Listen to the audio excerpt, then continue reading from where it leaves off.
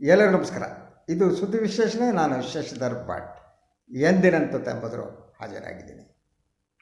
ಇದು ನನ್ನ ಡಿಜಿಟಲ್ ವಾಹಿನಿ. ಲೈಕ್ ಮಾಡಿ, ಸಬ್ಸ್ಕ್ರೈಬ್ ಮಾಡಿ, ಬೆಲ್ ಐಕಾನನ್ನು ಪ್ರೆಸ್ ಮಾಡೋದನ್ನು ಮರಿಬೇಡಿ. ಹಾಗೆಯೇ ಸಾಧ್ಯ ಆದಷ್ಟು ಸಹಾಯ ಮಾಡಿ. ಸ್ವತಂತ್ರ ಪತ್ರಿಕೋದ್ಯಮಕ್ಕೆ ತಮ್ಮ ಸಹಾಯವೇ ಶ್ರೀರಕ್ಷೆ. ಬೆಂಗಳೂರು ಬಂದ್ ಮುಗಿದಿದೆ. ಮಾಧ್ಯಮಗಳ ವರದಿಯ ಪ್ರಕಾರ ಇದು ಯಶಸ್ವಿ ಬಂದ್. ಕೆಲವರ ಪ್ರಕಾರ ಕೆಲವು ಪ್ರದೇಶಗಳಲ್ಲಿ ಬಂದ್ ಆಗಿಲ್ಲ ಅನ್ನೋದು. ಆದರೆ ಭಾಳಷ್ಟು ಪ್ರದೇಶಗಳಲ್ಲಿ ಜನ ಸ್ವಯಂ ಪ್ರೇರಿತವಾಗಿ ಬಂದ್ ಆಚರಣೆ ಮಾಡಿದ್ದಾರೆ. ಆದರೆ ಇವತ್ತಿನ ಬಂದ್ ಏನಿದೆ, ಇದಾಗಿ 2 ದಿನಕ್ಕೆ ಇನ್ನೊಂದು ಬಂದ್ ನಡೆಯಲಿದೆ. ಅಂದರೆ ಭಾಳ ಸ್ಪಷ್ಟವಾಗಿ ಕಾವೇರಿ ವಿವಾದಕ್ಕೆ ಸಂಬಂಧಪಟ್ಟ ಹಾಗೆ ಕರ್ನಾಟಕದಲ್ಲಿ ಒಮ್ಮತ ಇಲ್ಲ ಅನ್ನೋದು ಇದು ಸ್ಪಷ್ಟವಾಗಿರುವುದು. ಇವತ್ತಿನ ಹೋರಾಟದಲ್ಲಿ ರೈತ ಹೋರಾಟಗಾರ ಕುರುಬೂರ್ ಶಾಂತಕುಮಾರ್ ಅವರು, ಹಾಗೆಯೇ BJP ಇದು. ಆ ಕಾರಣಕ್ಕೆ ಇದು BJPಯ ಬಂದ್ ಅಂತ ಕೂಡ ಕರೆಯಲಾಗ್ತಾ ಇತ್ತು. ಕುರುಬೂರು ಹಲವಾರು ಸಂದರ್ಭಗಳಲ್ಲಿ BJP ಪರವಾಗಿ ಮಾತನಾಡಿದವರು. ಆದ್ದರಿಂದ ಅವರ ಹಿಂದೆಯೂ BJP ಇದೆಯಾ ಅನ್ನೋ ಪ್ರಶ್ನೆ ಇತ್ತು. ಈಗ ಇನ್ನೊಂದು ಕರ್ನಾಟಕ ಬಂದ್ ನಡೀತಾ ಇದೆ. ಅದು ವಾಟಾಳ್ ನಾಗರಾಜ್ ಅವರ ಕನ್ನಡ ಒಕ್ಕೂಟದ ಪರವಾಗಿ. ಈ 2 ಗುಂಪುಗಳಲ್ಲಿ ಹೋರಾಟಗಾರರನ್ನು ಇದನ್ನು ಕೂಡ ಇವ್ರ ಹಿಂದೆ ಎಷ್ಟು ಜನ ಇದ್ದಾರೆ ಅಂತ ಲೆಕ್ಕ ಹಾಕೊಂಡು ನಾನು ಹೇಳೋದಿಲ್ಲ. ಅವರು ಇನ್ನೊಂದು ಬಂದ್ ಆಚರಣೆ ಮಾಡ್ತಿದ್ದಾರೆ. ಅವರು BJP ಪರವಾಗಿ ಇರುವವರಲ್ಲ, ಸ್ವಲ್ಪ ಮಟ್ಟಿಗೆ ಕಾಂಗ್ರೆಸ್ ಪರವಾಗಿ ಇರುವವರು ಅನಿಸುತ್ತೆ. ಅಂದರೆ ಒಂದು ಗುಂಪಿನ ಹೋರಾಟ BJP ಪರವಾಗಿ, ಇನ್ನೊಂದು ಗುಂಪಿನ ಹೋರಾಟ ಕಾಂಗ್ರೆಸ್ ಪರವಾಗಿ ಕೇಂದ್ರ ಸರ್ಕಾರವನ್ನು ಟಾರ್ಗೆಟ್ ಮಾಡಿ. ಸ್ಪಷ್ಟವಾಗಿ ಇದರ ಹಿಂದೆ ರಾಜಕಾರಣ ಇದೆ ಅನ್ನೋದಕ್ಕೆ ಅನುಮಾನ ಇಲ್ಲ. ನಮ್ಮವರು ಏನಿದ್ದಾರೆ ಅಯೋಗ್ಯರು. ಅವರಿಗೆ ರಾಜ್ಯದ ಹಿತಕ್ಕಿಂತ ಸ್ವಂತ ಹಿತ ಭಾಳ ಮುಖ್ಯ. ಈ ಕುರುಬೂರು ವಾಟಾಳು ಅವ್ರ ಹಿಂದೆಲ್ಲ ಎಷ್ಟು ಜನ ಇದ್ದಾರೆ ಅನ್ನೋದು ನಮ್ಗೆ ಗೊತ್ತು. ಅಂದರೆ ಅವರೆಲ್ಲ ಮಾಡೋದೇನು ಅಂದರೆ, ನೀವು ಜನರ ಮನಸ್ಥಿತಿ ಹೇಗಿದೆ ನೋಡ್ಕೊಂಡು ಒಂದು ಬಂದ್ ಕರೆದ್ಬಿಡೋದು. ಜನ ಸ್ವಯಂ ಪ್ರೇರಿತವಾಗಿ ಬಂದ್ಗೆ ಸ್ಪಂದಿಸ್ತಾರೆ. ಅದ್ರ ಕ್ರೆಡಿಟ್ ತಾವು ತಗೊಂಡು ನನ್ನದೇ ಬಂದ್ ಮಾಡಿಸ್ಬಿಟ್ಟೆ ಇಡೀ ಕರ್ನಾಟಕ ಅಂತ. ಯಾವುದೇ ಇಶ್ಯೂ ಇಲ್ಲದೆ ಇವರೆಲ್ಲ ಕರೆದ್ರೆ 4 ಜನ ಹಿಂದೆ ಬರೋಲ್ಲ. ಕುರುಬೂರು ಶಾಂತಕುಮಾರ್ ಅವರು ಕಬ್ಬು ಬೆಳೆಗಾರ ಸಂಘದ ಅಧ್ಯಕ್ಷರು. ಈಗ ಇನ್ನೊಂದೇನೋ ಕಾವೇರಿ ಜಲ ಹಿತರಕ್ಷಣಾ ಸಮಿತಿ ಅಂತೇನೋ ಇತ್ತೀಚೆಗೆ ಮಾಡ್ಕೊಂಡಿದ್ದು. ಒಂದಿಷ್ಟು ಕಬ್ಬು ಬೆಳೆಗಾರರು ಅವ್ರ ಜೊತೆಗಿದ್ದಾರೆ.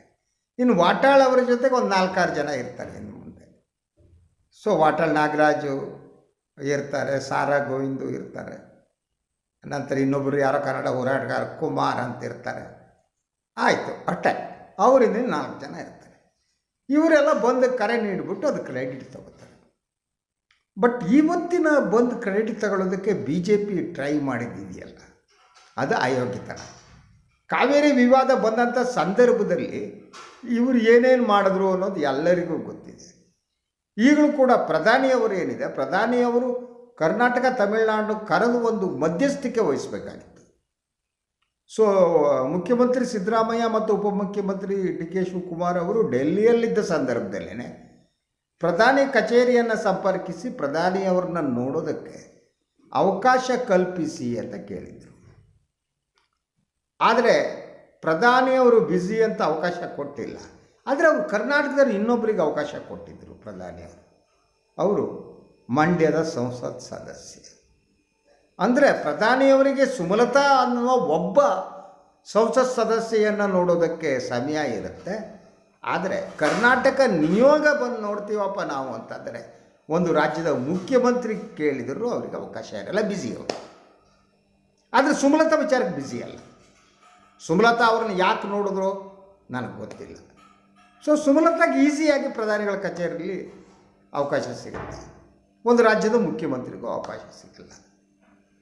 ಇಂಥ ಸಿಚುವೇಷನ್ನಲ್ಲಿ ದೇವೇಗೌಡರು ಪತ್ರದಲ್ಲೂ ಹೇಳಿದಾಗ ಈಗಿರುವ ದಾರಿ ಪ್ರಧಾನಿಯವರು ಮಧ್ಯಸ್ಥಿಕೆ ವಹಿಸೋದು ಮಾತ್ರ, ಬೇರೆ ಇಲ್ಲ. ಈ ಬಂದು ಗಿಂದು ಏನೂ ಆಗಲ್ಲ. ಬಂದ್ ಮಾಡೋದು, ಅದು ಯಾವುದೋ ಜಯನಗರದಲ್ಲಿ ಯಾವುದೋ ಹೋಟೆಲಿಗೆ ಕಲ್ಲು ಹೊಡೆದ್ರಂತೆ. ಸೊ ಅದು ನನಗೆ ಸಂಬಂಧ ಇಲ್ಲ ಅಂತ ಬಿ ಜೆ ಪಿ ಸ್ಪಷ್ಟನೆ ಕೊಟ್ಟಿದೆ ಅಲ್ಲಿ ಶಾಸಕರು. ಇಂಥದ್ದು ಮಾಡ್ಕೊಂಡು ಕೂತರೆ ಸಮಸ್ಯೆ ಬಗೆಹರಿಯಲ್ಲ.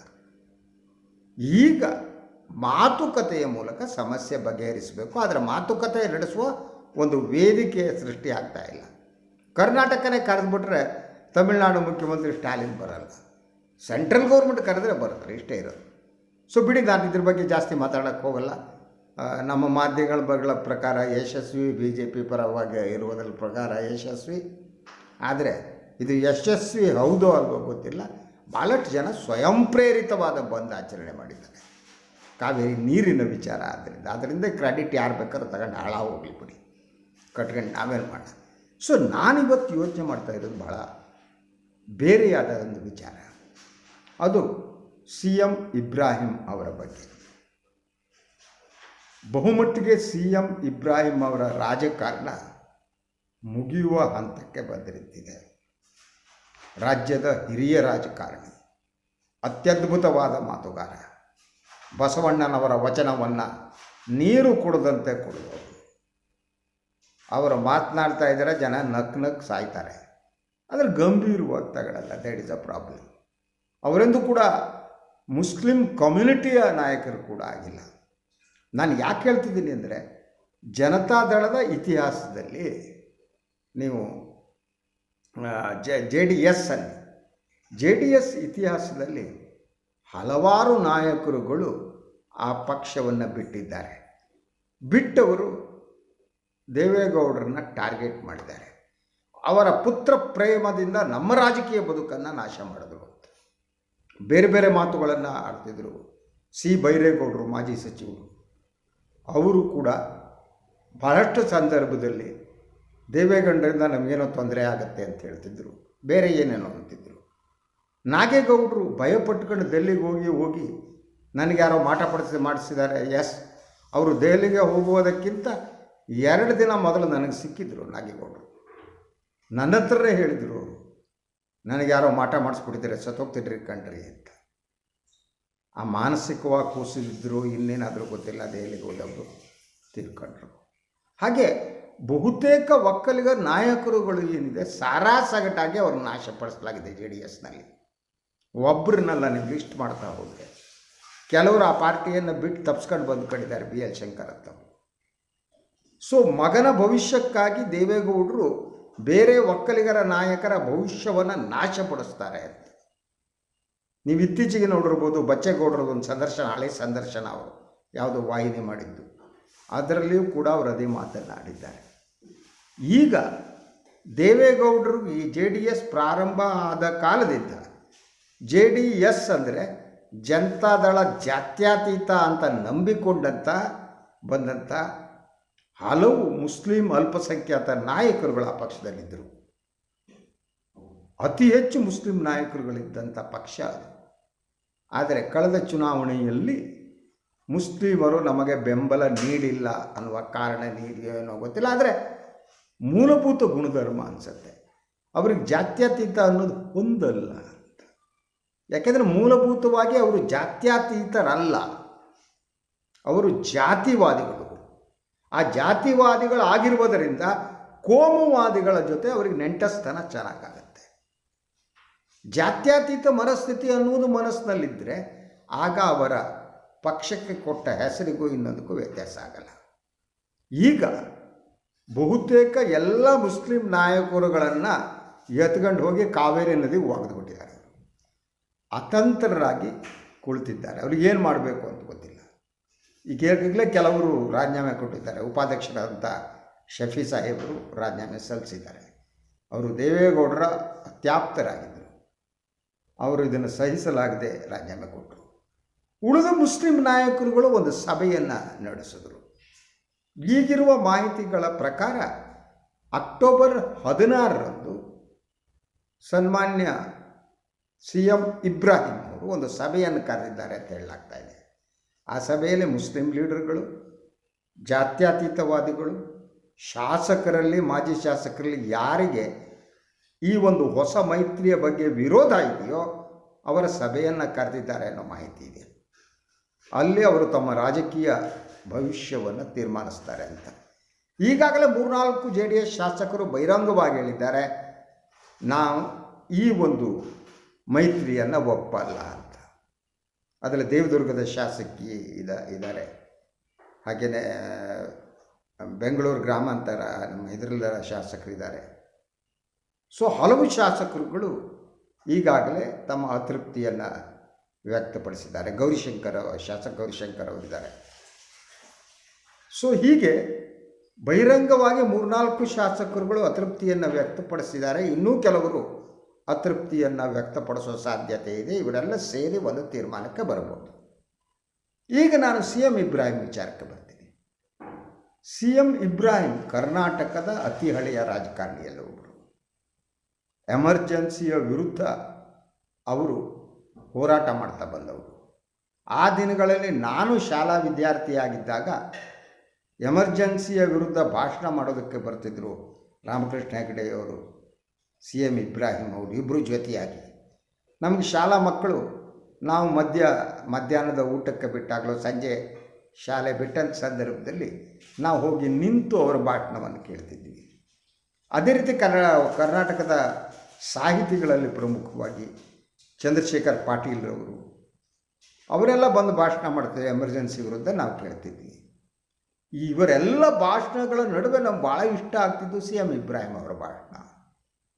ಅವರು ಅತ್ಯದ್ಭುತ. ಅವರು ಹೇಗೆ ಅಂತಂದರೆ ಬಸವಣ್ಣನಿಂದ ಹಿಡಿದು ಅಕ್ಕಮಹಾದೇವಿಯಿಂದ ಹಿಡಿದು ಸರ್ವಜ್ಞನಿಂದ ಹಿಡಿದು ಎಲ್ಲ ನೀರು ಕುಡ್ದಾಕ್ಬಿಟ್ಟಂಥ ಮನುಷ್ಯ.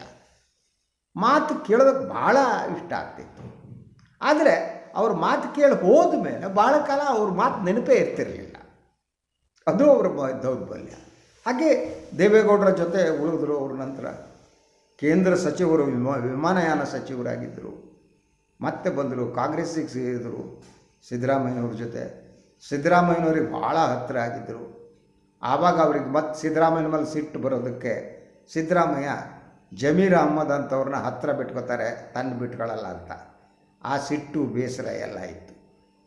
ಸೊ ಸಿದ್ದರಾಮಯ್ಯ ನನ್ನ ಸ್ನೇಹವನ್ನು ಉಳಿಸ್ಕೊತಾ ಇಲ್ಲ, ನಾನು ಅವರನ್ನು ಕಾಂಗ್ರೆಸ್ಸಿಗೆ ಕರ್ಕೊಬಂದವರು, ಆದರೆ ಜಮೀರ್ ಅಹ್ಮದನ್ನು ಬೆಳೆಸ್ತಾರೆ ಅಂತ ಭಾಳ ಅವರ ದುಃಖವನ್ನು ತೋಡ್ಕೊತಾ ಇದ್ದರು.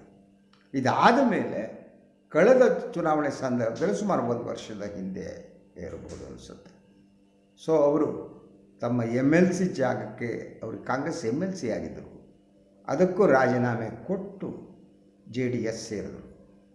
JDS ಪಕ್ಷದ ಅಧ್ಯಕ್ಷರಾದರು. ಆದರೆ ಸಾವಕಾಶ ಅವರಿಗೆ ಜ್ಞಾನೋದಯ ಆಗೋದಕ್ಕೆ ಪ್ರಾರಂಭ ಆಯಿತು. ನಾನು ಅಧ್ಯಕ್ಷ ಅಂದರೆ ಹೆಸರಿಗೆ ಮಾತ್ರ, ನನಗೆ ಯಾವುದೇ ಅಧಿಕಾರ ಇಲ್ಲ ಅಂತ. ಅವರಿಗೆ ಯಾರೋ ಒಬ್ಬರಿಗೆ ಒಂದು ಟಿಕೆಟ್ಸ್ ಕೊಡಿಸುವ ಶಕ್ತಿ ಕೂಡ ಅವ್ರಿಗೆ ಇರಲೇ ಇಲ್ಲ. ಅವರನ್ನು ಯಾರಾದರೂ ಫೋನ್ ಮಾಡಿದರೆ, ನೀವು ಅಧ್ಯಕ್ಷರಾಗಿದ್ದೀರಿ, ಇಂಥವ್ರು ಯಾರಿಗೂ ನೋಡಿ ಇವ್ರಿಗೊಂದು ಟಿಕೆಟ್ ಕೊಡಿಸಿ ಅಂದರೆ, ಅಯ್ಯೋ ಕುಮಾರಣ್ಣ ಹತ್ರ ಮಾತಾಡ್ಬಿಡ್ರಿ, ನನ್ನ ಕೈಯಲ್ಲಿ ಏನಿದ್ದೀರಿ ಅಂತಿದ್ದು. ಸೊ ಅವರ ಕೈಯಲ್ಲಿ ಏನೂ ಇರಲಿಲ್ಲ. ಕೈಯಲ್ಲಿ ಏನೂ ಇಲ್ಲದವರನ್ನೇ ಅವರು ಪಕ್ಷದ ಅಧ್ಯಕ್ಷರನ್ನಾಗಿ ದೇವೇಗೌಡ ಮತ್ತು ಕುಮಾರಸ್ವಾಮಿ ಮಾಡ್ತಾಯಿದ್ರು. ಅದರ ಹಿಂದೆ ವಿಶ್ವನಾಥ್ ಅಧ್ಯಕ್ಷರಾದಗಳು ಬಿಟ್ಟಿದ್ದು ಅದೇ ಕಾರಣಕ್ಕೆ. ಸ್ವತಂತ್ರ ವ್ಯಕ್ತಿತ್ವ ಇರುವವರು ಯಾರೂ ಕೂಡ ಅವರ ಪಕ್ಷದಲ್ಲಿ ಇರುವಂತಿರಲಿಲ್ಲ. ಈಗ ಈ ವಯಸ್ಸಿನಲ್ಲಿ ಸನ್ಮಾನ್ಯ ಇಬ್ರಾಹಿಂ ಅವರ ರಾಜಕೀಯ ದಾರಿ ಯಾವುದಿರಬಹುದು ಅಂತ. ಅವರು ಮತ್ತೆ ಕಾಂಗ್ರೆಸ್ಸಿಗೆ ಹೋಗುವುದು ಕಷ್ಟ. ಯಾಕೆಂದರೆ ಸಿದ್ದರಾಮಯ್ಯನವರನ್ನು ಬೈದು ಮುಗಿಸ್ಬಿಟ್ಟಿದ್ದಾರೆ ಕಳೆದ ಸಂದರ್ಭದಲ್ಲಿ. ಆ ಸಿಟ್ಟಿದೆ.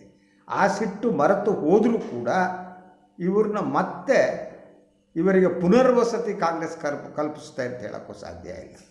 ಕಾಂಗ್ರೆಸ್ನ ಒಳಗಡೆ ಇಬ್ರಾಹಿಮನ್ನು ವಿರೋಧಿಸುವವರು ಭಾಳಷ್ಟು ಜನ ಇದ್ದಾರೆ. ಸಿದ್ದರಾಮಯ್ಯ ವಿರೋಧಿಸ್ತಿದ್ರು, ಸಿದ್ದರಾಮಯ್ಯನವರು ಸುತ್ತಮುತ್ತಲಿರುವ ನಾಯಕರುಗಳು ವಿರೋಧ ಮಾಡ್ಬೋದು. ಆದ್ದರಿಂದ ಕಾಂಗ್ರೆಸ್ ಬಾಗಿಲು ಅಷ್ಟು ಸುಲಭವಾಗಿ ಅವರಿಗೆ ತೆರೆಯಲ್ಲ. ಕಾಂಗ್ರೆಸ್ ಬಾಗಿಲು ತೆರೆದಿದ್ದರೆ ಅವರಿಗೆ ಬೇರೆ ದಾರಿ ಇಲ್ಲ. ಅವರು ಈಗೇನು ಎಲ್ಲ ಪ್ರಕ್ರಿಯೆ ನಡೆದ ಸಂದರ್ಭದಲ್ಲಿ ತನ್ನ ವಿಶ್ವಾಸಕ್ಕೆ ತೆಗೆದುಕೊಂಡಿಲ್ಲ ಅಂತ ಇಬ್ರಾಹಿಂ ತಮ್ಮ ಆಪ್ತರ ಜೊತೆ ಅಳಲನ್ನು ತೋಡ್ಕೊಂಡಂತೆ. ಇಲ್ಲೇ ಉಳಿದ್ರೂ ಗತಿ ಅಷ್ಟೇ, ಬಿಟ್ಟು ಹೋದರೂ ಗತಿ ಅಷ್ಟೇ. ಅಲ್ಲೂ ಇಲ್ಲದೆ ಇಲ್ಲೂ ಇಲ್ಲದೆ ಇಬ್ರಾಹಿಂ ತಮ್ಮ ರಾಜಕೀಯ ಬದುಕನ್ನು ಕೊನೆಯ ಇನ್ನಿಂಗ್ಸನ್ನು ಮುಗಿಸ್ತಾರ, ಅಥವಾ ರಾಜಕೀಯ ನಿವೃತ್ತಿ ಪಡೆಯಬೇಕಾದ ಸ್ಥಿತಿ ಅವರಿಗೆ ಬರುತ್ತಾ, ಅಥವಾ ಇದೆಲ್ಲವನ್ನು ಮರೆತು ಏನೋ ಹಳೆ ಸ್ನೇಹ ನೆನಪು ಮಾಡಿಕೊಂಡು ಹೋಗಿ ಮತ್ತೆ ಕಾಂಗ್ರೆಸ್ ಸೇರಿ ಏನೋ ಕೊಟ್ಟಿದ್ದು ಹಾಳಾಗಲಿ ಒಬ್ಬ ಕಾರ್ಯಕರ್ತನಾಗಿ ಇರ್ತೀನಿ ಅಂತ ಇರ್ತಾರೆ, ಗೊತ್ತಿಲ್ಲ. ಆದರೆ ಅವರ ಜೊತೆ ಇರುವ ಹಲವಾರು ನಾಯಕರುಗಳು ಕಾಂಗ್ರೆಸ್ಸಿಗೆ ಹೋಗೋ ಚಾನ್ಸ್ ಇದೆ. NM ನಬಿ ಅವ್ರ ಬಗ್ಗೆ ಇನ್ನೊಂದು ಸಲ ಮಾತಾಡ್ತೇನೆ. ಹೆಗಡೆ ಕಾಲದಿಂದ ಇದ್ದವರು, ಮಂತ್ರಿ ಆದವರು, ಅವರು ಪ್ರತಿಭಟನೆ ವ್ಯಕ್ತಪಡಿಸಿದ್ದಾರೆ. ಹಲವಾರು ಮುಸ್ಲಿಂ ನಾಯಕರು ಈಗ JDS ಬಿಡಲು ತುದಿಗಾಲ ಮೇಲೆ ನಿಂತಿದ್ದಾರೆ. ಆದರೆ ಎಲ್ಲರ ಬದುಕು, ಎಲ್ಲರ ರಾಜಕೀಯ ಬದುಕು ಪುನರ್ವಸತಿಗೊಳ್ಳುತ್ತೆ ಅಂತ ನಾನು ನಂಬಿಲ್ಲ. ಅದಕ್ಕಿಂತ ಹಿರಿಯ ನಾಯಕರಾದ ಇಬ್ರಾಹಿಂ ಏನಿದ್ದಾರೆ, ಆ ಇಬ್ರಾಹಿಂ ಅವರ ರಾಜಕೀಯ ಬದುಕಿನ ಎದುರು ಬಹುದೊಡ್ಡ ಪ್ರಶ್ನಾರ್ಥಕ ಚಿಹ್ನೆ ಇದೆ. ಮುಂದೇನು ಅನ್ನುವುದು ಇಬ್ರಾಹಿಂನವರಿಗೂ ದೊಡ್ಡ ಪ್ರಶ್ನೆ, ರಾಜಕೀಯ ಪಕ್ಷಗಳಿಗೂ ದೊಡ್ಡ ಪ್ರಶ್ನೆ, ಅವರ ಬಗ್ಗೆ ಪ್ರೀತಿ ಸ್ನೇಹವನ್ನು ಉಳಿಸಿಕೊಂಡ ನನ್ನಂಥವರಿಗೂ ದೊಡ್ಡ ಪ್ರಶ್ನೆ. ಮುಂದಿನ ದಾರಿ ಯಾವುದಯ್ಯ ಇಬ್ರಾಹಿಂ ಸಾಹೇಬ್ ಅಂತ ಕೇಳಬೇಕಾಗಿದೆ. ಎನಿವೆ, ಇದಾಗಿತ್ತು ಇವತ್ತಿನ ಸುದ್ದಿ ವಿಶ್ಲೇಷಣೆ. ಇನ್ನೊಂದು ವಿಚಾರದೊಂದಿಗೆ ಮತ್ತೆ ಬರ್ತೀನಿ, ತಮ್ಮ ಜೊತೆ ಮಾತಾಡ್ತೀನಿ. ಎಲ್ಲರಿಗೂ ಒಳ್ಳೆಯದಾಗಲಿ. ಇದು ನನ್ನ ವಾಹಿನಿಯನ್ನು ಲೈಕ್ ಮಾಡಿ, ಸಬ್ಸ್ಕ್ರೈಬ್ ಮಾಡಿ, ಬೆಲ್ ಐಕಾನ್ ಪ್ರೆಸ್ ಮಾಡೋದು ಮರಿಬೇಡಿ. ಹಾಗೆಯೇ ಸಾಧ್ಯ ಆದರೆ ಸಹಾಯ ಮಾಡಿ. ತಮ್ಮ ಸಹಾಯದಿಂದ ನನ್ನ ಈ ಸ್ವತಂತ್ರ ಪತ್ರಿಕೋದ್ಯಮ ಉಳಿಯುತ್ತೆ, ಬೆಳೆಯುತ್ತೆ.